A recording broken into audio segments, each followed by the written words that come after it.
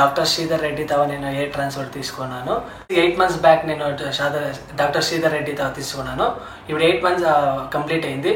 నా ఇయర్స్ బాగా వచ్చింది. నాకు హ్యాపీగా ఉంది. Are you happy with results? Yes, super happy. Very happy, good.